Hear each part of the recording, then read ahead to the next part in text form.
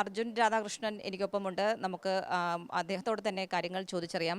അർജുൻ രാധാകൃഷ്ണന് ഇന്നിപ്പോൾ ബാർ പണപ്പിരിവ് കേസുമായി ബന്ധപ്പെട്ടുകൊണ്ട് ക്രൈംബ്രാഞ്ചിൽ നിന്നും നോട്ടീസ് നൽകിയിരിക്കുന്നു എന്നാണ് മനസ്സിലാക്കാൻ സാധിക്കുന്നത്. നോട്ടീസ് ലഭിച്ചിട്ടുണ്ടോ? എൻ്റെ കയ്യിൽ ഒന്ന് പണപ്പിരിവ് സംബന്ധമായ ഒരു നോട്ടീസ് എനിക്ക് ലഭിക്കേണ്ട കാര്യമില്ല.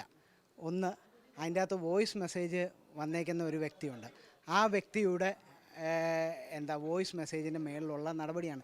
അത് നിങ്ങളെല്ലാവർക്കും അറിയാവുന്ന പോലെ തന്നെ എനിക്കും അറിയാവുന്ന ടി വിയിൽ നിന്ന് കേട്ട കാര്യങ്ങൾ, അല്ലാതെ എനിക്ക് അതിൻ്റെ അകത്ത് വേറൊരു അറിവുമില്ല. ഇത്തരത്തിലൊരു നോട്ടീസ് ഇതുവരെ ലഭിച്ചിട്ടില്ല. എൻ്റെ കയ്യിൽ നോട്ടീസില്ല. ഇങ്ങോട്ട് ആർക്കെങ്കിലും വന്ന് ഇൻവെസ്റ്റിഗേറ്റ് ചെയ്യണമെങ്കിൽ, എന്തെങ്കിലും ഒന്ന് അറിയണമെങ്കിൽ, ഒരു ക്ലാരിഫിക്കേഷൻ, ഇതിൻ്റെ അകത്ത് ക്ലാരിഫിക്കേഷൻ എന്തെങ്കിലും വേണമെങ്കിൽ ഞാൻ സഹകരിക്കാനും തയ്യാറാണ്. ഈ ഒരു ബാർ ഉടമകളുടെ വാട്സാപ്പ് ഗ്രൂപ്പ്, ഈ ഗ്രൂപ്പിൽ അർജുൻ രാധാകൃഷ്ണൻ അഡ്മിൻ ആയിരുന്നോ? ഞാൻ എങ്ങനെയാണ് അതിൻ്റെ അകത്ത് അഡ്മിൻ ആവുന്നത്? ഞാൻ ചോദിക്കട്ടെ, ഒരു ബാർ അസോസിയേഷൻ എന്ന് പറയുന്ന അവർക്കൊരു അസോസിയേഷൻ ഉണ്ടല്ലോ, ആ അസോസിയേഷനിൽ മെമ്പർ അല്ലാത്ത ഒരാൾ ആ ഒരു ഗ്രൂപ്പിൽ അഡ്മിൻ ആവുമോ? അവരുടെ പ്രൈവറ്റ് ആയിട്ടുള്ള ഒരു വാട്സാപ്പ് ഗ്രൂപ്പിൽ അഡ്മിൻ ആവുമോ? സിമ്പിൾ ക്വസ്റ്റ്യനാണ്. ആ ക്വസ്റ്റ്യൻ ഇവർ തന്നെ ആൻസർ ചെയ്താൽ മതി. ബാർ അസോസിയേഷൻ തന്നെ ആൻസർ ചെയ്താൽ മതി. അപ്പോൾ അല്ലേ പിന്നെ പോലീസുകാരെ ആൻസർ ചെയ്താൽ മതി. ഈ ബാർ ഉടമകളുമായി ബന്ധപ്പെടുന്ന ഏതെങ്കിലും ഗ്രൂപ്പിൽ അംഗമായിരുന്നോ അർജുൻ രാധാകൃഷ്ണൻ? എനിക്ക് പേഴ്സണലി അതിൻ്റെ അകത്ത് അംഗമാവേണ്ട കാര്യമില്ല.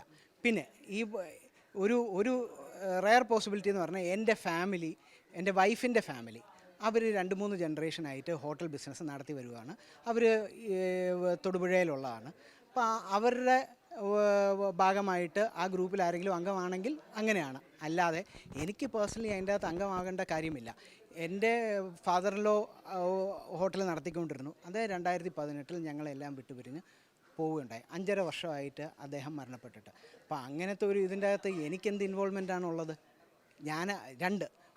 ഇനി ഈ പറയുന്ന ഏതെങ്കിലും ഒരു നമ്പർ, ആ വാട്സപ്പ് ഗ്രൂപ്പുകളിൽ പല നമ്പറുകൾ കാണുമായിരിക്കുമല്ലോ, ആ നമ്പറുകളിലുള്ള ടവർ ലൊക്കേഷനും ഞാൻ പൊതുവേ യൂസ് ചെയ്യുന്ന നമ്പറിൻ്റെ ടവർ ലൊക്കേഷൻ നോക്കിയാൽ മതിയല്ലോ.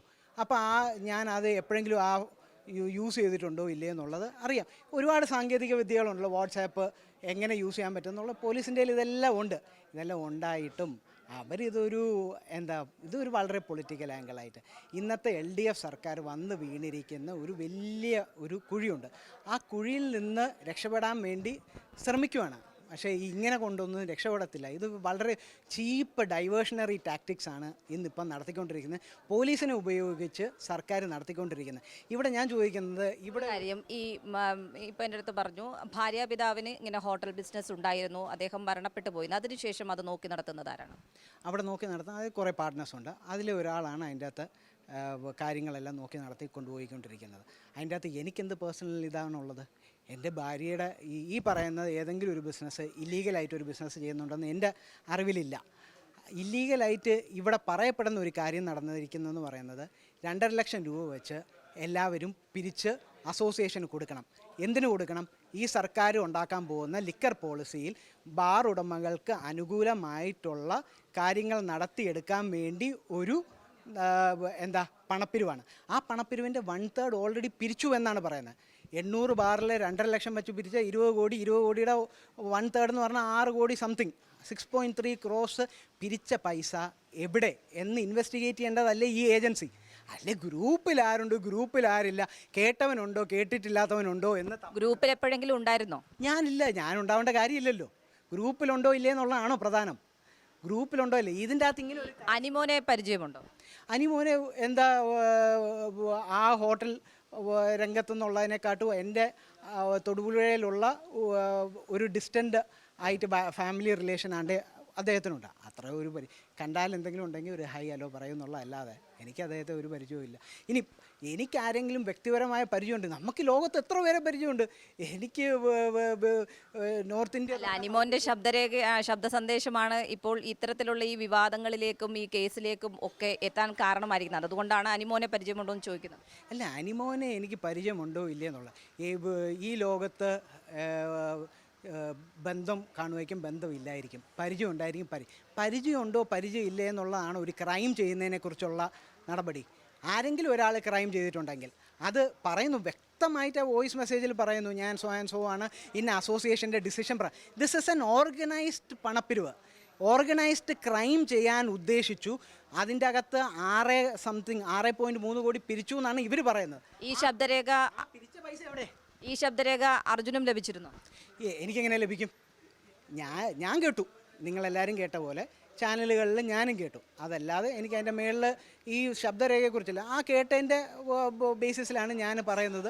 ഇതിൻ്റെ അകത്ത് പറയുന്ന പൈസ പിരിച്ചത് എവിടെയാണ്, ആ പൈസ പിരിച്ചത് ആർക്കൊക്കെയാണ്? അപ്പോൾ ഈ സർക്കാരിൻ്റെ ആർക്കൊക്കെ കിട്ടിയിട്ടുണ്ട്, ഈ ഭരിക്കുന്ന പാർട്ടിയിൽ ആർക്കൊക്കെ കിട്ടിയിട്ടുണ്ട്, ഇലക്ഷൻ ഇത് ഉപയോഗിച്ചിട്ടുണ്ടോ ഇല്ലയോ, ഈ എൻ്റെ മണി ട്രെയിൽ കണ്ടുപിടിക്കേണ്ട, ഇതിനെക്കുറിച്ചുള്ള ഇൻവെസ്റ്റിഗേഷൻ നടക്കേണ്ടത്. ഏതായാലും ഇതിൽ നിലവിൽ ഇതുവരെയായി ഒരു തരത്തിലുള്ള നോട്ടീസ് ലഭിച്ചിട്ടില്ല എന്നാണ് അർജുൻ പറയുന്നത്. എന്തെങ്കിലും നോട്ടീസ് ലഭിക്കുകയാണെങ്കിൽ ഇതുമായി പൂർണ്ണതോതിൽ സഹകരിക്കുമോ? എന്ത് വിഷയമുണ്ടെങ്കിലും as a law abiding citizen ഇവിടെ ആരെന്ത് ചോദിച്ചാലും ഞാൻ അതിന് മറുപടി പറയാൻ ബാധ്യസ്ഥനാണ്. ഞാനത് പറയും, എനിക്കറിയാവുന്ന കാര്യമല്ലേ പറയും. പക്ഷേ ഇതിൻ്റെ അകത്ത് വളരെ ക്ലിയറായിട്ട് പറയാം, അർജുൻ രാധാകൃഷ്ണന് സ്വന്തമായിട്ട് ഒരു ഹോട്ടലില്ല.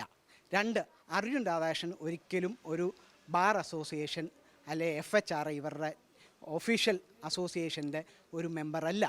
ഈ അവർ അൺഒഫീഷ്യൽ മെമ്പറാണോ? അങ്ങനെ അൺഒഫീഷ്യൽ മെമ്പറുണ്ടോ?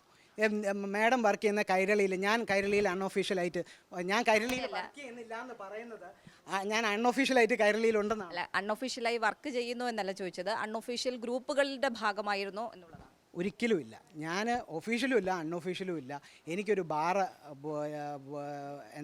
ബാർ ഓർ ഹോട്ടൽ ബിസിനസ്സിൽ ഒരു പങ്കാളിത്തവും ഇല്ല, ഒരു ബന്ധവും ഇല്ല. ഇല്ലാത്ത വിഷയത്തിൽ ഞാൻ എന്ത് മറുപടിയാണ് പറയേണ്ടത്? നോട്ടീസല്ല, ഇനി എന്തവർ വന്നാലും അതിനെ ആൻസർ ചെയ്യാൻ പറ്റുന്ന കാര്യങ്ങൾ ആൻസർ ചെയ്യും. അതിന് എല്ലാ തരത്തിലുള്ള സഹകരണവും ഉണ്ടായിരിക്കും. താൻ ഏതായാലും അത്തരത്തിലൊരു വാട്സാപ്പ് ഗ്രൂപ്പിൽ അംഗമായിരുന്നില്ല, അതുകൊണ്ട് തന്നെ അത്തരത്തിൽ അതേക്കുറിച്ചുള്ള ഒരു കാര്യങ്ങളും തനിക്കറിയില്ല. നോട്ടീസും ലഭിച്ചിട്ടില്ല ക്രൈംബ്രാഞ്ചിൽ നിന്നും. പക്ഷേ ഈ തരത്തിൽ നോട്ടീസ് ലഭിക്കുകയാണെങ്കിൽ ഇതുമായി സഹകരിക്കും എന്ന് തന്നെയാണ് അർജുൻ രാധാകൃഷ്ണൻ വ്യക്തമാക്കുന്നത്.